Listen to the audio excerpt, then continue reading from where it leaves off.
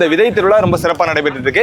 மக்களால் அதிகமாக ஈர்க்கப்பட்டு நிறைய நபர்கள் இயற்கையில் விளைஞ்ச விளைபொருட்களை உணவுக்காகவும் சரி, விதையாகவும் சரி, கலைப்பொருட்கள் வாங்குறதுக்காகவும் இங்கே நிறைய பேர் ஒன்று கூடுறாங்க.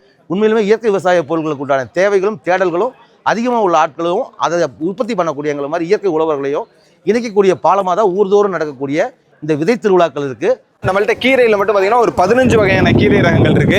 கத்திரிக்காயில் ஒரு 7-8 ரகங்கள் இருக்கு. மக்காச்சோளத்தில் ஒரு 5-6 ரகங்கள் இருக்கு. 40 வகையான மரபு ரக விதைகளை கொண்டு வந்திருக்கோம். ஓலை ஆபரணங்கள் எல்லாமே ஸ்டாலில் வச்சுருக்கோம். மரபு ரக காய்கறிகளை சேகரிக்கிறது, அதை மக்கள்கிட்ட கொண்டு போய் சேர்க்குற வேலையை செஞ்சுட்டு இருக்கோங்க. அதனுடைய விதைகளை இங்கே பார்க்கலாம். நீங்கள் கோவை மாவட்டம் இந்த சிங்கநல்லூரில் KSGங்கிற காலேஜில் 3 ஆண்டுகளாக இந்த விதை திருவிழா நடக்குது. இந்த ஆண்டு வந்து ஒரு 50,000 விவசாயிகளுக்கு நல்ல விதைகள் கொடுக்கறதுக்கான ஒரு சூழல் உருவாக்கி வச்சுருக்காங்க.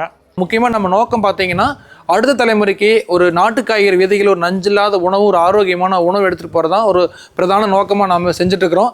அது இல்லாமல் இந்த இடத்துல பார்த்தீங்கன்னா கோயம்புத்தூரில் ஒவ்வொரு மாதமே முதல் ஞாயிற்றுக்கிழமையும் 3வது ஞாயிற்றுக்கிழமையும் உங்களுக்கு தேவையான எல்லா பொருட்களுமே ஒரு துளி கூட நஞ்சு இல்லாமல் உங்களுக்கு கிடைக்கும்.